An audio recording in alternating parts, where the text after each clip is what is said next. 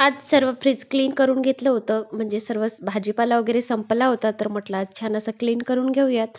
आता भाजीपाला आणेपर्यंत सर्व सुकून जाते म्हटलं, तोपर्यंत मग वरचा कपडा वगैरे वॉश करून घेतला आणि फ्रीजसुद्धा क्लीन केलं. पण आता हे थोड्या वेळासाठीच राहते माझं. मी जे छान ठेवते ना, मला वाटतं की असं छान राहावं म्हणून, परंतु माझं लेकरू काही थोड्या वेळासाठी ते ठेवते आणि नंतर मग आपण काही कामात गुंतलं ना, तर मग ती खुर्ची लावून सर्व पसारा काढून घेते. म्हणजे काहीच ठेवत नाही नीट ती फ्रीजवरती.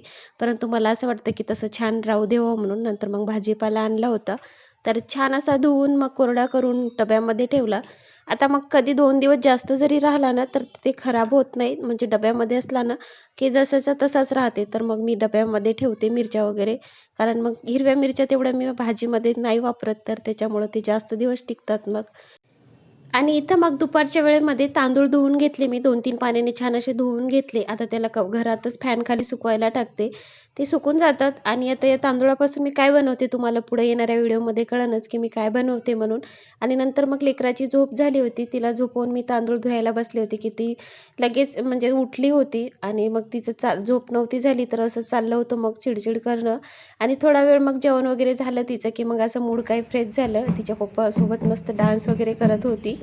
आणि लगेच बघा थोड्याच वेळात छान असा तिचा डान्स चालू झाला होता. तिचे पप्पा कॅन वाजवत होते आणि त्याच्यावरतीच ती छान असा डान्स करत होती. आता मी म्हणतही होतो, की याला कॉपीराईट येत नाही म्हणून, कारण याच्या आधी तिचे स्कूलमध्ये जे डान्स वगैरे झाले होते ना, तर ते तसेच मी YouTubeला टाकले होते, परंतु त्याला कॉपीराईट आला आणि नंतर परत ते म्युझिक आम्हाला हटवायचं काम पडलं. तर त्याच्यामुळं आम्ही म्हणत होतो, की याला कॉपीराईट येत नाही म्हणून. त्याला छान कॉपीराईट अशी येत डान्स नाही करत त्याला. होती. तर तुमचेही मुलं असेच करतात का? ते कमेंट्स करून नक्की सांगा. तर चला भेटू उद्याच्या व्लॉगमध्ये. बाय.